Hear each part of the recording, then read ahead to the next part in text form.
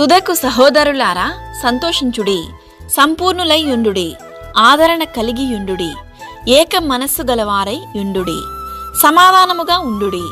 ప్రేమ సమాధానములకు కర్తయగు దేవుడు మీకు తోడైయుండును. కొరింథీయులకు రాసిన 2వ పత్రిక 13వ అధ్యాయం 11వ వాక్యము. క్రీస్తునందు ప్రియులారా, నా కృప నీకు చాలును, బలహీనతయందు నా శక్తి పరిపూర్ణమగును అని దేవుని వాక్యమును మనం విశ్వసించి ఆయన సన్నిధిలో వేచి ఉండాలి.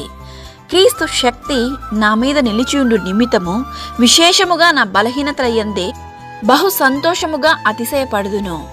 ఈ వాక్యం వింటున్న ప్రియ సహోదరులారా, మీరందరూ ఏక మనసు గలవారై ఉండి క్రీస్తు మనకు అనుగ్రహించిన రక్షణను, ప్రేమను, సమాధానమును అందరికీ తెలియజేయండి. తండ్రి అయిన దేవుని నుండి, ప్రభువు అయిన యేసుక్రీస్తు నుండి సమాధానమును, విశ్వాసముతో కూడిన ప్రేమను సహోదరులకు కలుగునుగాక. ప్రభు అయిన యేసుక్రీస్తు కృపయు, దేవుని ప్రేమయు, పరిశుద్ధాత్మ సహవాసమును మీకందరికీ తోడయుండునుగాక.